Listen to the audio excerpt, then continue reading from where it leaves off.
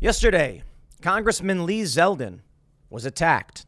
A man apparently attempted to assassinate him, though he was only charged, I think, with second-degree assault. A man climbed up on stage as Lee Zeldin was giving a speech and pulled out a knife. Well, I believe he had the knife out already. Zeldin grabbed his wrist. Someone else came and grabbed him, subduing him. And I suppose it is believed that it's being reported this guy tried to kill him. The neck was aimed at Zeldin's neck. Now, Lee Zeldin carried on with this speech afterward. Bravo, good sir. He's got security. It wasn't like this guy ran up full speed and jumped on him or anything. The guy climbs up on stage, walks over with the knife, and then goes for the neck, and he grabs him. The whole thing is surreal. Here's the crazy part. The breaking news is that this man has been released on his own recognizance. The New York Post reporting, Lee Zeldin's alleged attacker quickly released from jail just as Rep predicted. New York Post, you don't need to say allegedly. He is on camera attacking this man with multiple witnesses watching it happen. But, okay, fine. I get it. Now, many people are saying it was a deranged leftist. It was no, it wasn't. Hold on there a minute. Not in the way many people would actually believe. I believe the man who attacked him likely is, based on a cursory, simple investigation, I believe it is in all likelihood, the man who attacked Lee Zeldin is a Democrat. I could be wrong. But I did some digging, and cursory evidence indicates Black Lives Matter kind of support, kind of persuasion, which is to say, I don't know for sure. I don't. A lot of, whenever stuff like this happens, information gets scrubbed, and I've only done a bit of a cursory search. Looking into his history, I believe there is very likely left sentiment, but not leftist, not socialist, more like Democrat radicalization. Last night we had the January 6th committee. They are misconstruing, they are falsely framing as much as they can. And this is the kind of thing that happens. I wrote an op-ed. I apologize for bringing it up so often, but I want to make this point before we get into the news. I wrote an op-ed for Newsweek after the January 6th committee falsely included me in a video montage of people calling for a red wedding or kicking the door in because I read the news quoting Donald Trump. And I wrote in Newsweek, this is what they do. They misrepresent for the goal of escalation, to create chaos and violence. This is what we're seeing. This man who attacked Zeldin, it's a 43-year-old Iraq war veteran. He said, "You're done," when he pulled the knife out and went for his neck. Now, why would he do that? Is he a socialist like for Bernie? I don't think so. I think he's like a normal dude. I think, looking at him, his family, and digging into some cursory information, normal, run-of-the-mill, fairly average, doesn't seem to be hyper-political, at least as far as I can tell. I have not done a deep search. I just saw some images, some photos, and I believe he was likely radicalized by the rhetoric from the Democrats. Now, here's what the Democrats are doing. They have been funding Trump-supporting candidates with extreme rhetoric. They've been coming out. They've been spending millions of dollars to help Trump candidates win, and then they go out on the January 6th committee and say it's an existential threat to our country. And then you will get drunkard, radicalized Democrats trying to kill members of Congress. It literally happened. It actually just happened. Let me read the story, and then we'll talk about how the Democrats release these people. It's insane. And I got a breakdown of who this guy is. TimCast.com reports a man charged the stage and attempted to stab Republican gubernatorial candidate Lee Zeldin as he spoke about bail reform at a campaign event. Zeldin is currently serving as a U.S. congressman for the state of New York. He was speaking at the VFW on Macedon Center Road in Parrington when the incident took place. Witnesses told Rochester First the attacker wrestled with Zeldin a bit and pulled a blade out. AMVET's director, Joe Chinelli, reportedly subdued the attacker. Zeldin, apparently unharmed, returned to the stage to finish his speech. I think he was on the stage the whole time. I'm not sure. But, wow. In recent days, Zeldin has sparred with Governor Kathy Hochul, who is the Democrat Party's nominee, over crime in the state, reproductive care, and Manhattan District Attorney Alvin Bragg. In a digital ad, Zeldin said Hochul refuses to admit that cashless bail is driving up crime and putting New York families in danger. Now, look, I'm actually in favor of bail reform. I do not believe the state has a right to hold someone on an accusation. There's supposed to be a probable cause hearing. The state's not doing it properly. What's happening is you get arrested. You go before a judge. It's supposed to be quick. And your defense or you say, I should be released. You have no evidence or until proven guilty, right? They shouldn't be able to just go like, nah, you got to give me money. Well, what if you're broke? The state is supposed to say, here's the evidence proving like probable cause of a potential violent threat. They're not doing it anymore. The courts can't handle the volume. There's not enough courts for as many people as there are. So they just say, don't know, don't care, lock them up. The state should not be allowed to imprison you without due process. It is not due process to be stopped by a cop and locked in a box. Due process is getting to state your case to the judge. I'm not saying a full trial. I'm saying for bail and bond. Now, this guy tried to kill a man on camera. I watched it. You can lock him up pending trial. That's fine. They let him go. That is not what's supposed to be happening, but it's what they're doing. Kathy Hochul says that we should be cutting out Alvin Bragg some slack, that he just got here and he's doing his job. I say to Kathy Hochul that she should fire Alvin Bragg today. Hochul in turn tweeted that Zeldin had voted against keeping birth control legal. What does that have to do with anything? Zeldin has sought to gain momentum in recent days by assailing Hochul on a range of issues, including rising crime, inflation, state business given to a campaign contributor, and her use of state aircraft at taxpayer expense. Hours before his attempted stabbing, Zeldin urged his supporter on Twitter to fire Hochul and save New York. Well, here's the latest report. You ready for this? The man who allegedly tried to stab Republican candidate for New York Governor Lee Zeldin with a bladed weapon during campaign stop was released from jail within hours of his arrest on a felony charge, just as Zeldin had predicted. Get out of New York. I mean, look, stay in New York and vote for Zeldin, and maybe you can save your state. But this is insane. In a tweet after the violent incident in Monroe County, Zeldin, who was running as a tough-on-crime candidate against incumbent Democratic Kathy Hochul, said he expected his alleged assailant to be back on the streets in no time. His words as he tried to stab me a few hours ago were, "You're done." But several attendees, including Espinito for NY, quickly jumped into action and tackled the guy. The attacker will likely be instantly released under New York's laws. That is what happened. Remarkable. Critics on Twitter reacted with a mix of incredulity and dismay at the news of the suspect's swift release. This guy tried to stab a man running for governor and is back on the streets. Desi Queller, a GOP congressional candidate from Queens, tweeted, "New York has truly become a sick place run by criminals." Ben Domenech, editor-at-large in The Spectator, wrote, "Attempt to stab a GOP congressman on stage? Get released on your own recognizance. New York, everybody." I'd like to say I don't care about cashless bail in this context. It's remand. You are filmed on camera trying to stab a man running for governor. You are remanded to custody. I think the judge should say, you just tried to kill someone. If we release you, you might try to finish the job. Lock him up until the trial, where you will likely be convicted because we all watched you do it. There shouldn't even be a $500,000, $600,000 bond. Zeldin, a sitting congressman from Long Island, was delivering a stump speech about bail reform in Parenton when he was confronted. So here we have this from Heavy. 5 fast facts you need to know. Good job, Heavy. Jessica McBride pulling together these quick details as soon as possible. Now, as I mentioned, I did some cursory investigation, and I believe the family likely is like default Democrat. That's only what I've seen so far. I'm not entirely sure. Just some cursory images from social media make it seem like default Democrat. Like, they're not posting like crazy. I did not see anything where it was like 500 posts screaming Black Lives Matter or F Trump or anything like that. Mostly normie stuff, sports, inspirational quotes, and the occasional Black Lives Matter, support, right?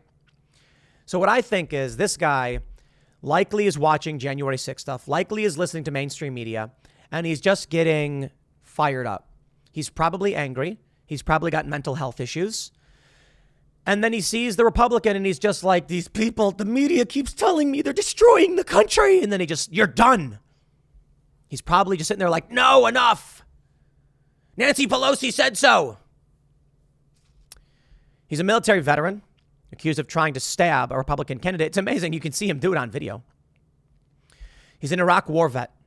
And the man who subdued him wants to help him. Yeah. They got photos of this guy. According to Rochester First, the suspect is reportedly an Iraq war vet under the influence of alcohol. Authorities have not confirmed the information. I don't know what this video is supposed to be on. I don't know if it's related. He was zip-tied on the scene. The site reports AMVET's national director, Joe Chinelli, stopped him. So there's a video of it. I can't play it for obvious reasons. It's YouTube.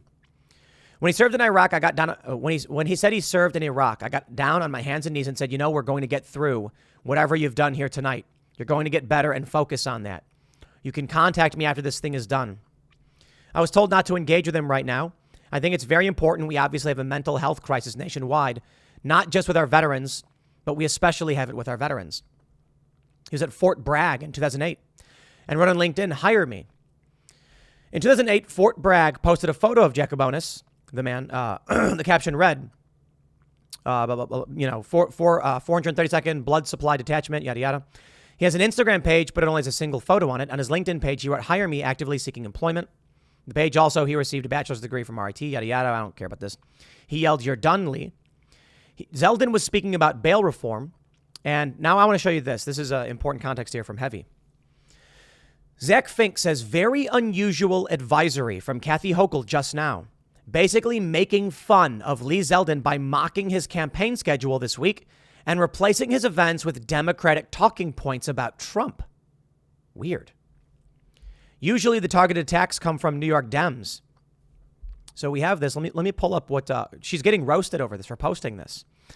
And it's a media advisory from Kathy Hochul saying Big Lie Lee kicks off statewide MAGA Republican bus tour. Just crazy. When this happens, she puts out these statements. And then a guy gets on stage and says, you're done. Yeah. This is what we're seeing. New York is releasing these people. Crime is skyrocketing, and the Democrats just keep doubling down. I don't get it. I really, really don't get it. Is it an attempt to destabilize and destroy this country? Is that what they're doing? Now, look, you got to vote these people out. I think Hochul's going to win because look at someone like this guy who tried to stab Lee Zeldin. They're mindless. They're NPCs. They are mindless. I like to point out, Michael Malice says, how could you be black-pilled when you can see how stupid these people are? And I'm like, zombies are also stupid, but a horde of them is dangerous. This is a horde of zombies.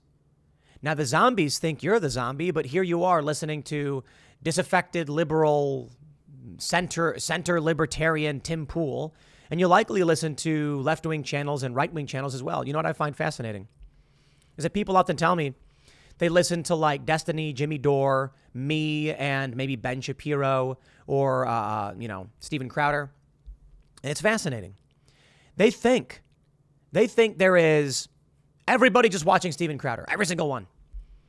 I remember I went on Crowder with, we did like a Skype thing, and he's like, some of you love him, some of you hate him. And I thought that was funny because it's like, the far right, the conservative right, the center right, it is not the overwhelming majority of people who watch channels like mine, but the left thinks it is. No, it's like politically homeless and moderates and center right and center left. We get a ton of people, like a quarter of the people who watch, we did a poll a while ago, were like liberal. That's how I describe myself. Mostly people say moderate. And then, the next larger was like general Trump supporter. And Trump supporters didn't consider themselves conservative. I feel like what we have here, for those that are watching, is moderate individuals who just want to know what's really going on. And you have I don't know what you call it, NPC left, cult, people like this. This guy's not a leftist. This guy's probably not woke.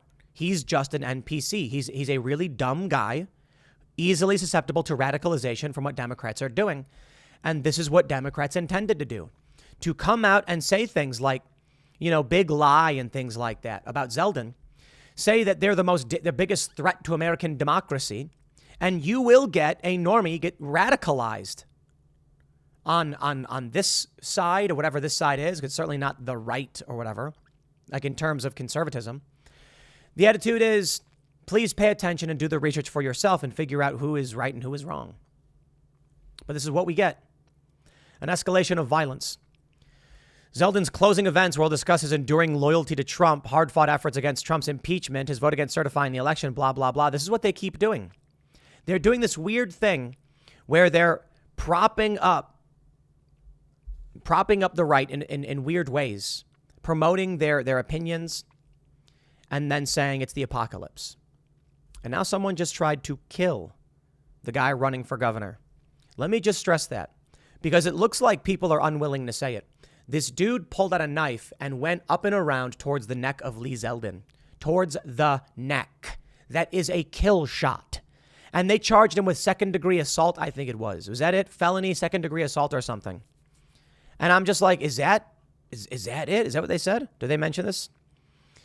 Second-degree attempted assault. Not even assault. Second-degree attempted assault. I'm like, maybe you should charge him with attempted murder. He put the knife, he goes for the neck. Remarkable. You know what we're seeing?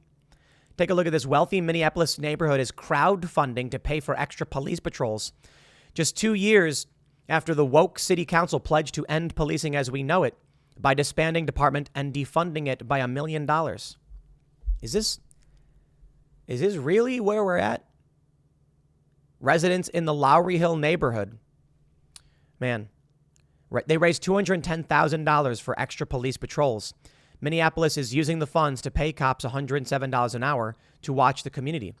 The crowdfunding effort comes as Minneapolis reported an 18.5% rise in crime. Officials claim the initiative will help police target crime trends in hotspots and like defund the police. There it is, baby. This is what you get. This is what you get with defund the police. This is what you get with radicalizing democratic behaviors. You've got here. Take a look at this story. Knott's Berry Farm stepping up security after multiple fights force park to close early. It's not just about, look at this, massive brawl breaks out among families at Disney World, hospitalizing one. The temperature is rising, man. Have you noticed the fights, the chaos? You see the video of that woman, who's trashing the burger place? What's going on in this country? People are starting to lose their minds, and it's not just this assassination attempt. It is people fighting at theme parks. So I'll tell you what I think. The stressors, people need to understand it's probably worse than we even realize.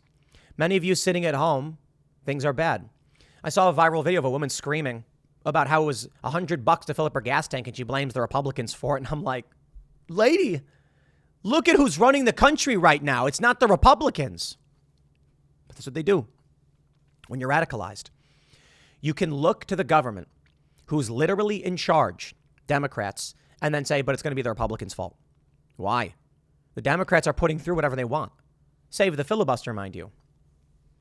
Radicalization. People are experiencing pain and suffering. They're going to start focusing their anger in whatever direction they can. If you're a Democrat, they're focusing it in the direction of Lee Zeldin and Republicans. And if you're a regular person, people just start beating each other in the streets, smashing up stores. It's a breakdown. Now you've got bail reform, cashless bail. People are being released and the crime is just getting worse.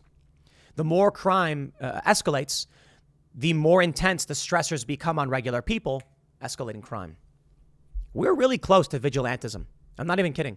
We're getting close to the point where people are just going to go patrol around and detain and arrest people because they're already trying to crowdfund for more police. How much longer can regular people stand this? So the stressors of being locked in your house, of having no food, of having insane gas, makes people go nuts. Crime skyrockets for a variety of reasons. People are losing their minds and they can't afford to eat. They're losing their minds. They're fighting people in the streets. They're smashing up restaurants, making other people start to get stressed out and lose their minds. It is a cascade effect, and it is going to engulf this country more than you realize. We've talked about civil war here at timcast.com ad nauseum. We just had some crazed guy try to assassinate a Republican governor. We just had a crazed guy try to assassinate Brett Kavanaugh, And they scream, January 6th, January 6th. Y'all are nuts. It was only a couple months ago, or what, like a month or two ago? Someone tried to kill Brett Kavanaugh. Now is someone going up to Democrats and doing this? No, but January 6th the committee's going to come out and they're going to be like, these MAGA Republicans are the greatest threat to our democracy. It's mind-numbing. The Democrats are false flagging you. They're funding Trump supporters while claiming Trump supporters are the threat. They are releasing people from jails. This guy who tried to kill a guy. And then what? Are they even going to come and explain to you why the crime is through the roof? They're going to blame all the problems on Republicans, even though they're the ones running government. I hope y'all are paying attention. I hope y'all realize what's happening. I'll leave it there. Next segment is coming up on this channel at 1 p.m. Thanks for hanging out. Become a member at timcast.com if you want to support our work. We've gotten PayPal off the site. We now use Dan Bongino's Parallel Economy. Support censorship-resistant platforms. Thanks for hanging out, and we'll see you all then.